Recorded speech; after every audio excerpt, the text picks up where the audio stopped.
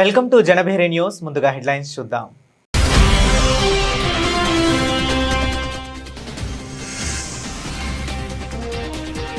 కేంద్ర మంత్రి ప్రహ్లాద జోషి విజయవాడ పర్యటన.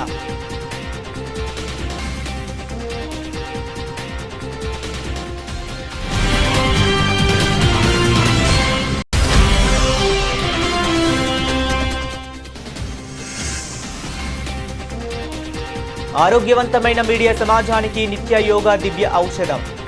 జిల్లా కలెక్టర్ డాక్టర్ జి లక్ష్మీషా.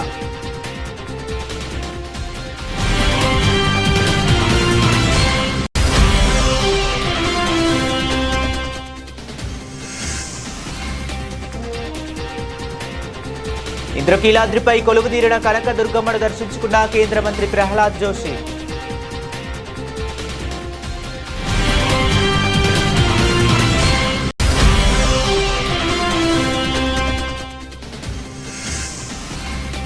పారిశుద్ధ్య నిర్వహణ పనులను పరిశీలించిన విజయవాడ నగరపాలక సంస్థ commissioner Dhyanachandra.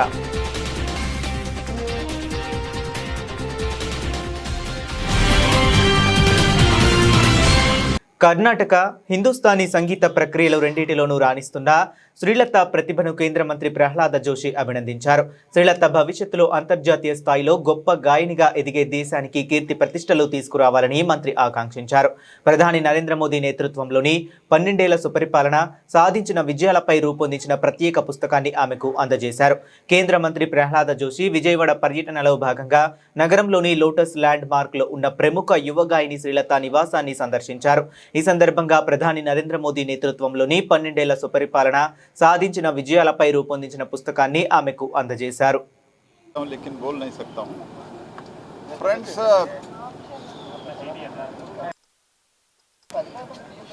From morning, some of you are continuously following. I am so thankful for that. Today I have come here to meet Sri Lalita, who is a very upcoming singer, both in Carnatic style and Hindustani style, which is really difficult as far as I know. Both learning, it is a difficult one. I come from Dharwad. I know, being from the Dharwad is a place for the many Hindustani giants which has given to this world. If I can name one, that is Pandit Bhimsen Joshi. He is from that place. So I am a great lover of Hindustani Sangeet, and also my daughter also, she has learned and she has practiced, but nowadays she has not continued. Anyhow, I have heard about this young girl also who is really upcoming, and Prime Minister himself has tweeted about her talent as far as singing is concerned. Today, as part of 12th year, and Sri Sitaramu is supporting her. That is very important thing, continuously supporting. So after this 12-year auspicious time, I have come here in Vijayawada. రాష్ట్రంలో social మీడియాపై ప్రభుత్వం అణిచివేత చర్యలకు పాల్పడుతుందని YCP నేతలు ఆరోపించారు. Social media వేదికల పునరుద్ధరణకు చర్యలు తీసుకోవాలని, ప్రజాస్వామ్య హక్కులను పరిరక్షించాలని వైసీపీ నేతలు ప్రభుత్వాన్ని డిమాండ్ చేశారు.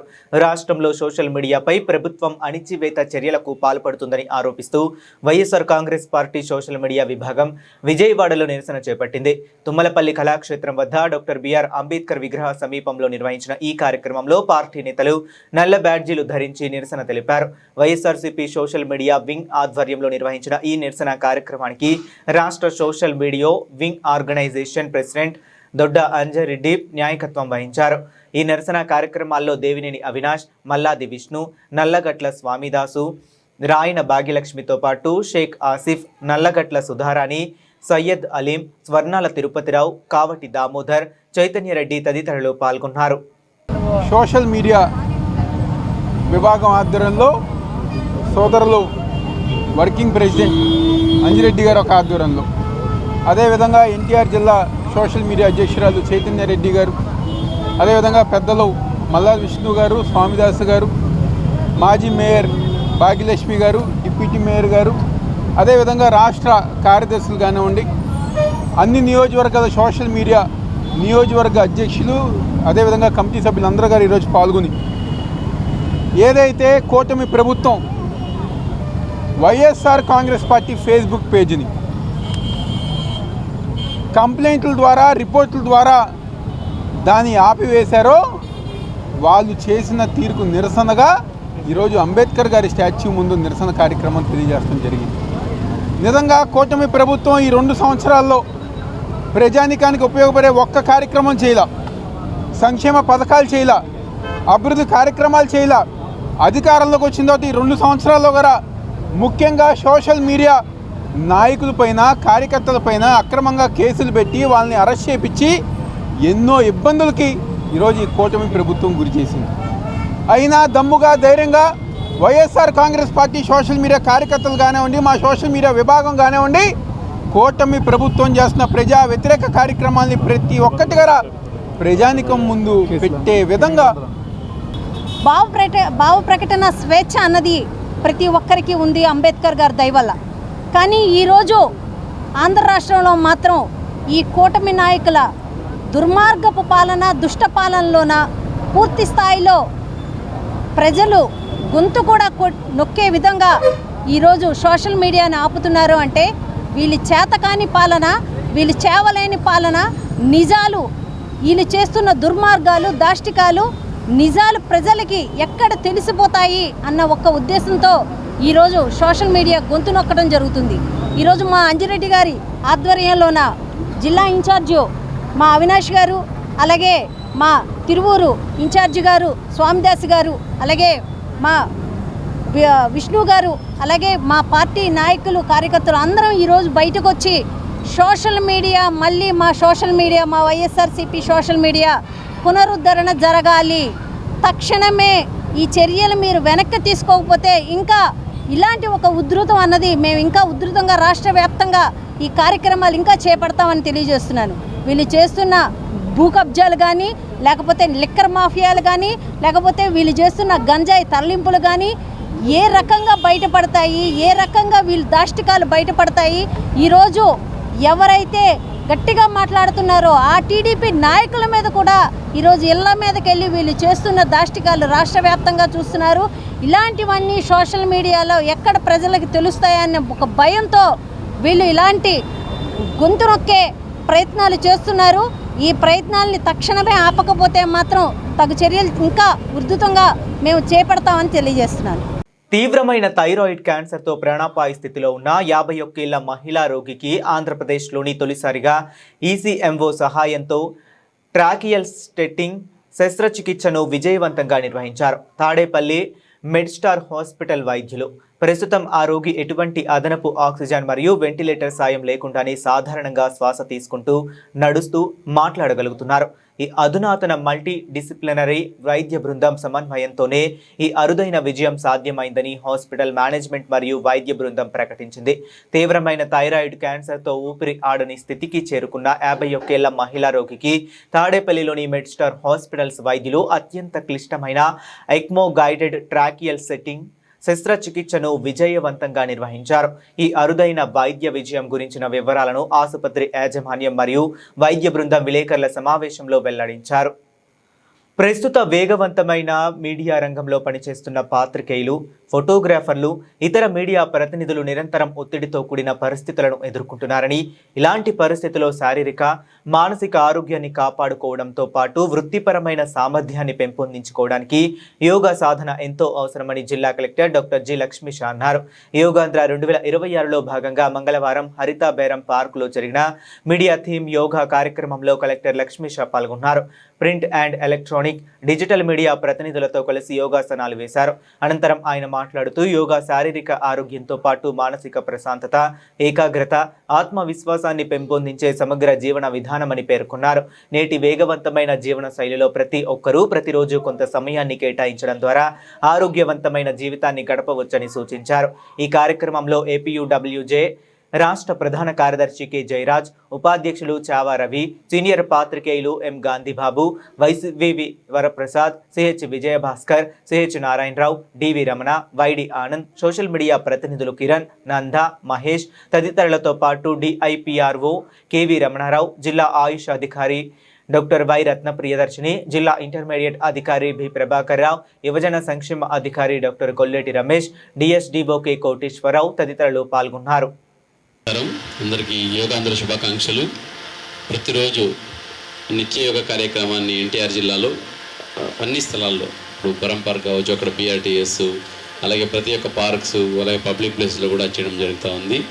అంతర్జాతీయ యోగా దినోత్సవాన్ని పురస్కరించుకొని జూన్ 21 తారీఖున ఎన్టీఆర్ జిల్లాలోనే విజయవాడలో రాష్ట్ర స్థాయి కార్యక్రమం జరగబోతూ ఉంది. దానికి తోడుగా అందరినీ ప్రిపేర్ చేయడానికి, ఈ కామన్ యోగా ప్రోటోకాల్ గురించి అందరినీ సన్నద్ధం చేయడానికి ప్రతిరోజు యోగా కార్యక్రమం చేస్తూ, ప్రతిరోజు ఒక్కొక్క వాక్స్ ఆఫ్ లైఫ్ పీపుల్ని ఇన్వాల్వ్ చేస్తూ ఈ కార్యక్రమం చేయడం జరుగుతూ ఉంది. అన్ని డిపార్ట్మెంట్స్, సోషల్ ఎన్జిఓస్, సొసైటీ, అలాగే ఈరోజు మీడియా, అలాగే సోషల్ మీడియా మిత్రులందరినీ ఈరోజు ఇన్వాల్వ్ చేసి చేయడం జరుగుతూ ఉంది. మీ ద్వారా ఈ యోగాంధ్ర సందేశం ప్రతి ఒక్కరికి వెళ్ళాలి, ప్రజల్లో చైతన్యవంతం అవ్వాలి. ప్రజల్లో చైతన్యం వచ్చి వాళ్ళందరూ ఈ కామన్ యోగా ప్రోటోకాల్ని పాటించాలి. ఈరోజు ప్రింట్ అండ్ ఎలక్ట్రానిక్ మీడియా ప్రతినిధులు, అలాగే సోషల్ మీడియా ప్రతినిధులు, అలాగే చాలామంది పిల్లలు, కాలేజ్ స్కూల్స్ పిల్లలు వచ్చున్నారు. అలాగే మీడియా మిత్రులందరికీ నమస్కారాలు తెలియజేసుకుంటూ, ఈ యోగాన్ని ఒక ఉద్యమంలాగా ప్రతి ఒక్కరూ యోగాన్ని జీవితంలో ఒక భాగంగా చేసుకొని వెల్తీ హ్యాపీ ఆంధ్రప్రదేశ్కి ప్రతి ఒక్కరు సహకరించాలనే ఉద్దేశంతో గౌరవ ముఖ్యమంత్రి వర్యులు, అలాగే గౌరవ ప్రధానమంత్రి వర్యులు ఇటువంటి మంచి కార్యక్రమాన్ని మనకు అందజేశారు. ఈ కార్యక్రమాన్ని ముందుకు తీసుకెళ్తూ ప్రతి ఒక్కరిని ఆరోగ్యవంత పౌరులుగా తీర్చిదిద్దడానికి, తెలుసో తెలియక వాళ్ళు హెల్త్ అంటే మా బాడీ గురించి కొంచెం నెగ్లెక్ట్ చేస్తుంటాం. అంటే అనునిత్యం ఏదో పని చేసుకుంటూ ప్రెషర్, ఇటువైపు వర్క్ ప్రెషర్, అది ఇది అనుకొని we keep forgetting our body. Finally మనతో ఉండేది, మనతో వచ్చేది, మన కోసం ఆలోచించేది, మన కోసం ప్రతి అనుక్షణం. విజయవాడ నగరాన్ని పరిశుభ్రంగా ఆరోగ్యవంతమైన నగరంగా తీర్చిదిద్దడమే లక్ష్యమని నగరపాలక సంస్థ కమిషనర్ ధ్యానచంద్ర తెలిపారు. నగరంలోని పలు ప్రాంతాల్లో పారిశుద్ధ్య పనులు, కాలువలు శుభ్రత, వ్యర్థాల తొలగింపు కార్యక్రమాలను మంగళవారం క్షేత్రస్థాయిలో పరిశీలించి అధికారులకు పలు సూచనలు చేశారు. విజయవాడ నగరపాలక సంస్థ కమిషనర్ ధ్యానచంద్ర మహాత్మా గాంధీ రోడ్ లోని bridge, BRS road, Krishnaveni cloth market, Nizam gate, Gandhi hill ప్రాంతాల్లో పర్యటించి పారిశుద్ధ్య నిర్వహణ పనులను పరిశీలించారు. పంజా సెంటర్ సమీపంలోని కృష్ణవేణి క్లాత్ మార్కెట్ వద్ద కాలువల్లో పేరుకుపోయిన పూడిక పనులను తనిఖీ చేసిన కమిషనర్ డ్రైనేజీ వ్యవస్థ సజావుగా పనిచేసేలా పనులను వేగవంతంగా పూర్తి చేయాలని అధికారులను ఆదేశించారు. పూడిక తొలగింపునకు వినియోగిస్తున్న యంత్రాల పనితీరును కూడా పరిశీలించారు.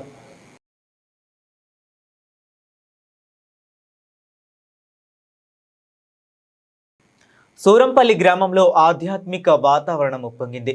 మణికాంత ఆధ్యాత్మిక యాగా క్షేత్ర ఆధ్వర్యంలో గ్రామానికి చెందిన ప్రముఖులు చక్కా శ్రీమన్నారాయణ నివాసంలో కోటి హనుమాన్ చాలీస పారాయణ మహోత్సవం అత్యంత వైభవంగా భక్తి శ్రద్ధలతో నిర్వహించబడింది.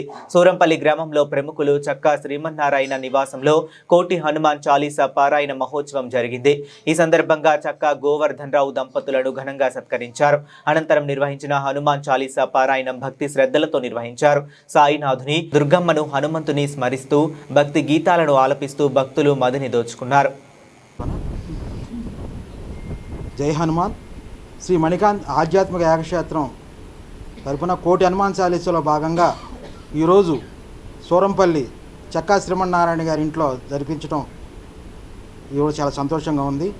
అదే కాకుండా ఈ ఊరు మా గురువుగారు వడ్లాది రామకృష్ణ గారు, నాకు వైద్యం నేర్పిన గురువు గారిన ఆ ఊరిలో ఈ కార్యక్రమం జరపడం చాలా ఆనందంగా ఈ కార్యక్రమాన్ని జరిపించుకోవడం జరిగింది. శ్రీమన్నారాయణ గారితో నా పరిచయం 30 సంవత్సరాలు. గతంలో వాళ్ళ బాబు మ్యారేజ్ అప్పుడు కూడా జాతరీత్యా కూడా అన్నీ పరిశీలించి దాంట్లో ఉన్న సూక్ష్మంగా గ్రహదోషాలు ఏవైతే ఉన్నాయో దానికి సంబంధించిన హోమకృతులు కూడా ఇక్కడ జరిపించడం జరిగింది. అక్కడ మంచి సంతానం, మంచి మనవడు, ఆయన ఉన్నత స్థితిలో సివిల్ ఇంజనీర్గా ఆయన ఉన్నత స్థితిలో ఎన్నో ప్రాజెక్టులు చేస్తున్నారు. ఆయన చేసిన కృతుల యొక్క దోషాల యొక్క ప్రభావం అన్నీ కూడా క్లియర్ అయ్యి ఆయన మళ్ళీ అమెరికా వెళ్తున్నారు. వాళ్ళ బాబు అమెరికా వెళ్ళే ప్రయాణంలో హనుమంతుడి యొక్క ఆశీర్వచనం ఆయనకు ఉండి ఇంకెన్నో సత్కార్యాలు, సన్మానాలు ఎన్నో జరిపించాలి, ఎన్నో లోక కళ్యాణం కోసం ఆయన బాబు అందరికి కూడా ఉపయోగపడాలని ఆ తండ్రి గారు చక్కా శ్రీమన్నారాయణ గారు ఈ కార్యక్రమాన్ని తలపెట్టి ఈ కార్యక్రమం జయప్రదంగా ఇంతమంది వచ్చిన భక్తులందరికీ ఫ్రీ మెడికల్ క్యాంపు, అలాగే ఉచితంగా అందరికీ అన్నదాన కార్యక్రమం కూడా జరిపించడం జరిగింది. వారి యొక్క హనుమంతుడి యొక్క ఆశీర్వచనం వారికి ఉండి ఈ కార్యక్రమాల్లో పాలుపంచుకొని మన 108 దంపతులు ఏదైతే కళ్యాణం జరిగిందో దానికి కూడా ముఖ్య అతిథిగా ఆయన వచ్చి ఆ కార్యక్రమాన్ని కూడా నిర్వహించడం నాకు చాలా ఆనందంగా జరిగింది. ఏదైతే ఇప్పుడు గ్రహ దోషాల యొక్క ప్రభావం కుంభరాశి వాళ్ళు కానీ, మీనరాశి మేషరాశి వాళ్ళు కానీ శని యొక్క ప్రభావం, సింహరాశి వాళ్ళకు అష్టమ శని యొక్క ప్రభావం, ఈ దోష పరిహారార్థం ఏదైతే ఉందో సూక్ష్మంగా హనుమాన్ చాలీసా పారాయణం ద్వారా రాహు యొక్క ప్రభావం కానీ, శని యొక్క ప్రభావం కానీ, కుజుడు యొక్క ప్రభావం కానీ సూక్ష్మంగా కూడా ఆ దోషాలను పరిహరించుకోగలిగి ఇంట్లో ఆరోగ్యాన్ని అలాగే ఆనందాన్ని కూడా ఆ యొక్క గ్రహ దోషాలు పోయి సస్యశ్యామలంగా ఉండే ఆ స్థితిని హనుమంతుడు ఇవ్వగలుగుతాడు. అందరూ కూడా ఈ కోటి హనుమాన్ చాలీసా భాగంగా అందరూ కూడా ఈ భాగాన్ని మీరు కూడా పాలుపంచుకుని మీ యొక్క కార్యక్రమాన్ని కూడా హనుమాన్ చాలీసా పారాయణ మీ ఇంట్లో కూడా జరిపించవలసిందిగా కోరుకుంటూ జై హనుమాన్. జై శ్రీరామ్. నా పేరు చక్కా శ్రీమన్నారాయణ. మా నాన్నగారి పేరు చక్కా గోవర్ధన్ గారు. మా అబ్బాయి అనసూయేశ్వర గుప్తా, మా కోడలు అంజనీ శృతి రత్న. అమ్మాయి అనూహారిక అమెరికాలో ఉంటుందండి. అబ్బాయి ఏమో సివిల్ ఇంజనీర్ పాస్ అయ్యి ఎంబీఏ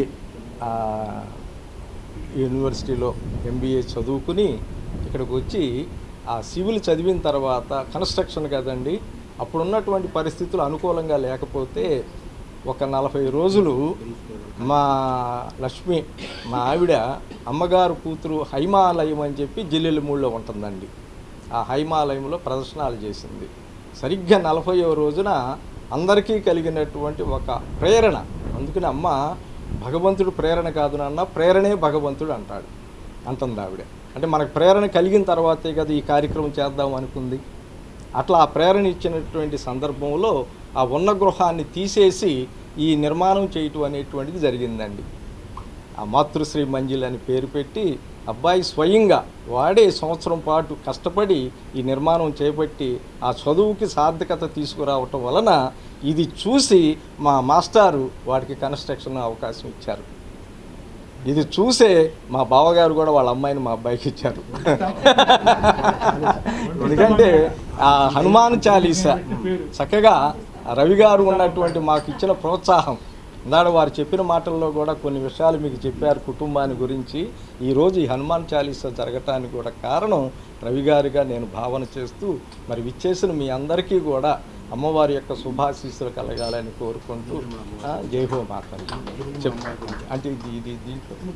జై హనుమాన్. నా పేరు ప్రకాష్ శర్మ అండి. మాది స్వగ్రామం ఇది. ఇక్కడ మా ముత్తాత గారు 130 సంవత్సరాల క్రితం శివాలయాన్ని కట్టి ఉన్నారు. మరి అందులో భాగంగా మా నాన్నగారు ఒక 40 ఏళ్ళు సర్వీస్ చేశారు.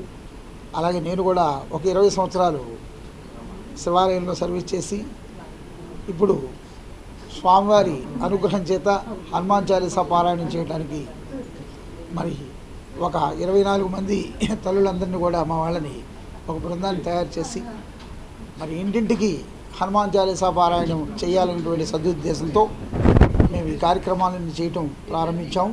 డాక్టర్ రవి గారి ఆధ్వర్యంలో మరి చాలా కార్యక్రమాలు అందరిలో కూడా హనుమాన్ చాలీసా పారాయణం చేయడానికి ముందుకు వెళ్తూ ఉన్నాము. శ్రీ మణికాంత్ ఆధ్యాత్మిక యాగక్షేత్రం నుంచి ప్రారంభమైంది.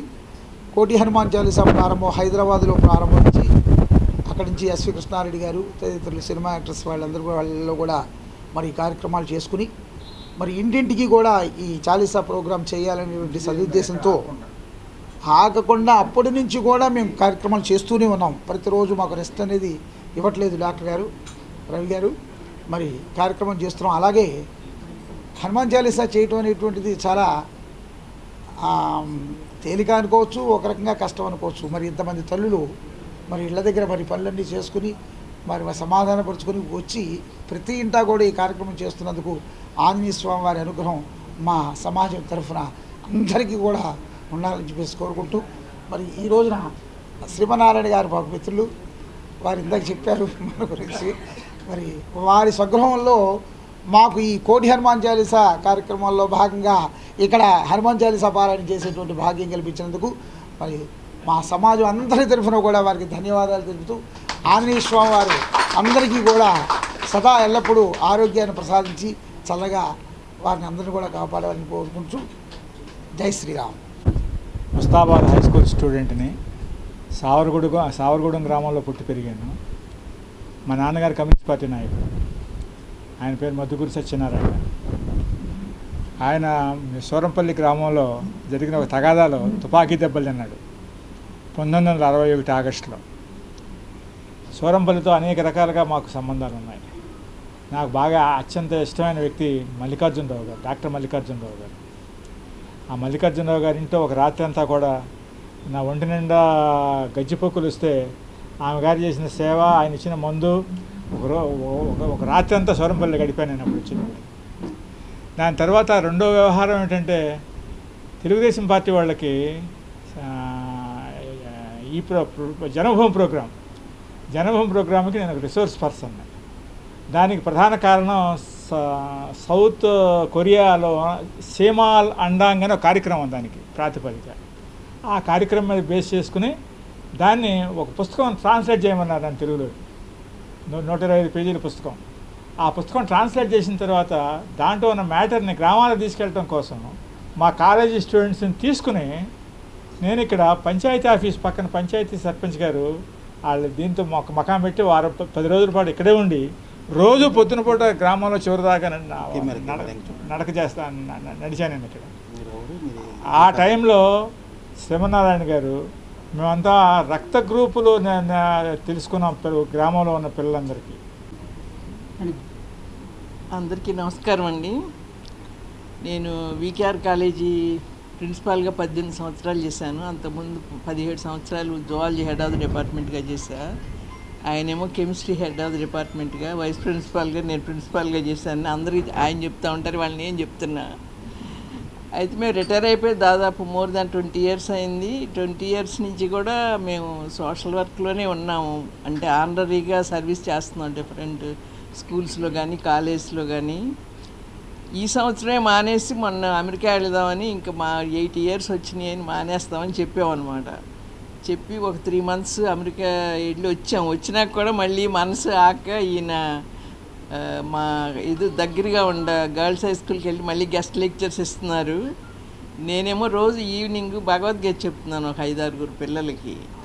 అలా మా తెలియకుండా 6 to 8 నేను ఇప్పుడు భగవద్గీత చెప్పడంలో ఒక రకంగా ఎంజాయ్ చేస్తున్నా. కొంచెం తెలుగు చెప్తాను, కొంచెం డిక్టేషన్ తెలుగు నేర్పడం.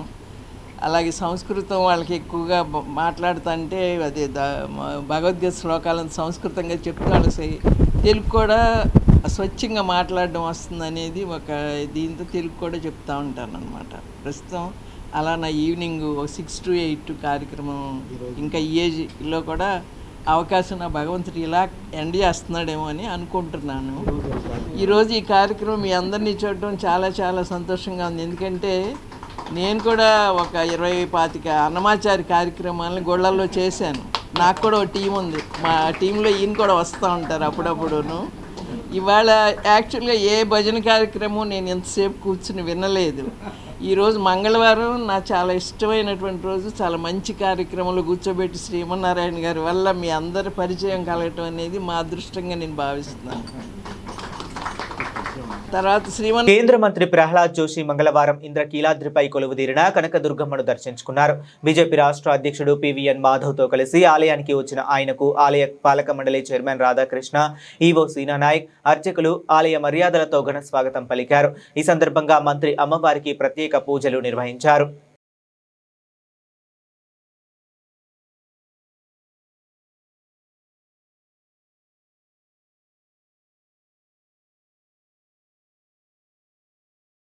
దేశంలో ప్రజాస్వామ్య విలువల పతనం, విద్యార్థుల భవిష్యత్తుతో చెలగాటమాడుతున్న నీట్ కుంభకోణం మరియు రైతాంగ సమస్యలపై సిపిఐ తీవ్ర నిరసన వ్యక్తం చేసింది.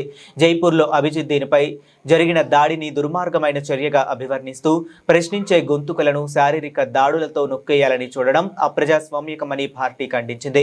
మంగళవారం సిపిఐ రాష్ట్ర కార్యాలయం దాసరి భవన్లో ఆ పార్టీ రాష్ట్ర కార్యదర్శి గుజ్జల ఈశ్వరయ్య మీడియా సమావేశం నిర్వహించారు. ఈ సమావేశంలో ఆయన మాట్లాడుతూ 2024 నీట్ పరీక్ష పత్రాల లీకేజీని బాధ్యత వహిస్తూ కేంద్ర ఆరోగ్య శాఖ మంత్రి తక్షణమే రాజీనామా చేయాలని డిమాండ్ చేశారు.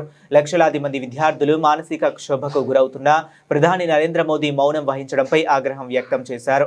ఈ కుట్రతో బీజేపీకి సంబంధం ఉందని ఆరోపించిందని ఆరోపణలు చేశారు. 2024లో ప్లస్ ఇప్పుడు దాన్ని రద్దు చేసి మళ్ళీ నిర్వహించడానికి లీకులే ప్రధాన కారణం అని చెప్పి ఒకవైపున చెబుతూ ప్రభుత్వం రద్దు చేసింది. మరి అలాంటి సందర్భంలో శాఖకు మినిస్టర్గా ఉన్నటువంటి వ్యక్తి కనీసం మాట్లాడకపోవడం, మరి వీళ్ళందరికీ నాయకత్వం వహించినటువంటి నరేంద్ర మోడీ గారు ఒక్క మాట కూడా మాట్లాడకపోవడం కోట్లాది మంది ప్రజలను ఇబ్బందులు కలగజేయడం తప్ప మరొకటి లేదు. కాబట్టి మేము కూడా డిమాండ్ చేస్తున్నాం, భారత వైద్య ఆరోగ్య శాఖ మంత్రి అతను రాజీనామా చేయాలని చెప్పేసి మేము డిమాండ్ చేస్తూ ఉన్నాం. అదేవిధంగా ప్రధానమంత్రి గారు దీనిపైన నోరు మెదపాలని చెప్పి కోరుతూ ఉన్నాం. మేము అభిజిత్ దీప్కే పైన జరిగినటువంటి దాడిని తీవ్రంగా ఖండిస్తూ ఉన్నాం. ఆయన శాంతియుత పద్ధతుల్లో మీరు దాడులు చేసినా, మీరు చంపడానికి వచ్చినా సరే మా యొక్క ఆందోళన ఆగదని చెప్పి ఒకవైపున ప్రకటిస్తూ ఉంటే, మరి అలాంటి వాటిపైన దాడి చేయడం ఏమాత్రం ఏ ప్రజాస్వామిక సూత్రాలకు ఇది నిదర్శనమో చెప్పాలని చెప్పేసి భారతీయ జనతా పార్టీని మేము అడుగుతూ ఉన్నాం. దాదాపు 23 లక్షల పైచులకు విద్యార్థులు నీట్ ఎగ్జామ్ రాశారు. మరి అలాంటి విద్యార్థులు ఈరోజు మళ్ళీ పరీక్ష పెట్టడం ద్వారా మానసిక క్షోభకు గురయ్యారు. కొంతమంది ఆత్మహత్య చేసుకున్నారు. మరి దీని అంతటికీ జవాబు ఎవరు చెప్పాలి? ప్రభుత్వమే కదా దానికి బాధ్యత వహించాల్సింది. కానీ ప్రభుత్వం దానికి బాధ్యత వహించకపోవడం అంటే ఇందులో భారతీయ జనతా పార్టీకి సంబంధించినటువంటి వాళ్ళు ఉన్నారని పేపర్ లీక్ అయినటువంటి మొదటి రోజే సిపిఐగా ఈ రాష్ట్రంలో మేము చెప్పడం జరిగింది. అదే ఈరోజు ప్రూవ్ అయింది. కాబట్టి ఈరోజు విద్యార్థులందరినీ ఇబ్బంది పెట్టారు. ఇంకోవైపున సిబిఎస్ఈ సిలబస్ దానికి సంబంధించిన వాటిల్లో లక్షల మంది విద్యార్థులు బాధపడేటువంటి పరిస్థితి. కాబట్టి ఈ ప్రభుత్వము విద్యారంగం పైన సరైనటువంటి దృక్పథం లేదనేటువంటిది ఇది వాస్తవం.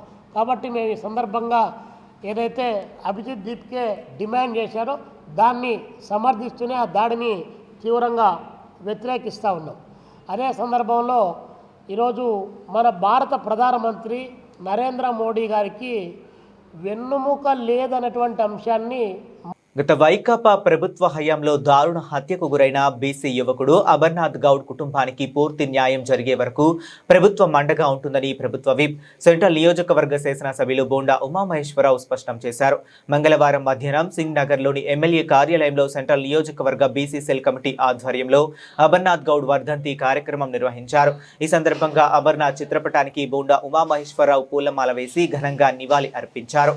ఈ కార్యక్రమంలో రాష్ట్ర తెలుగుదేశం పార్టీ కార్యనిర్వహణ కార్యదర్శి దాసరి ఉదయశ్రీ, సెంట్రల్ నియోజకవర్గ కోఆర్డినేటర్ నవనీతం సాంబశివరావు, ఎమ్మెల్యే కార్యాలయ కార్యదర్శి Ghanta Krishnamohan, S K Gausia, B C cell central నియోజకవర్గ అధ్యక్షులు ఇప్లి రామ్మోహన్, బెజవాడ తిరుపతి, పలగాని శివ, పైడి శ్రీను, కోరమప్పు దుర్గారావు, పార్టీ ప్రజా ప్రతినిధులు, కార్యకర్తలు, బీసీ సంఘాల ప్రతినిధులు పెద్ద సంఖ్యలో పాల్గొన్నారు.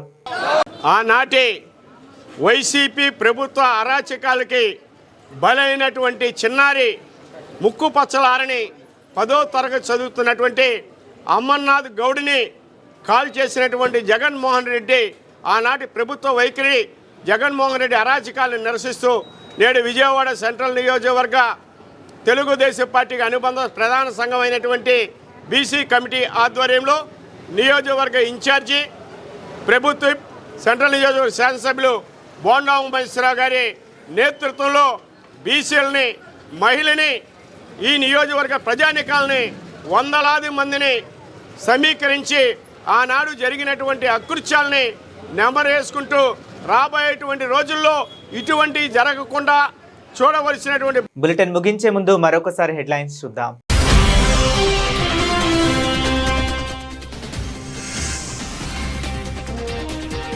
కేంద్ర మంత్రి ప్రహ్లాద జోషి విజయవాడ పర్యటన.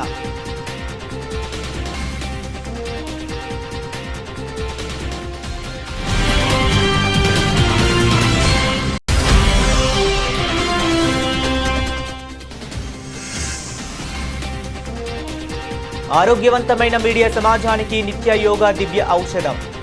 జిల్లా కలెక్టర్ డాక్టర్ జి లక్ష్మీషా.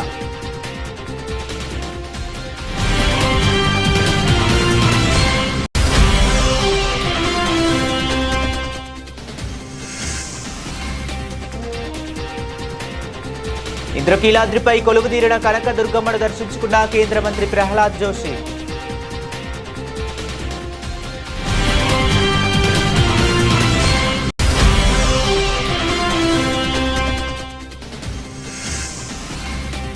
పారిశుద్ధ్య నిర్వహణ పనులను పరిశీలించిన విజయవాడ నగరపాలక సంస్థ కమిషనర్ ధ్యానచంద్ర.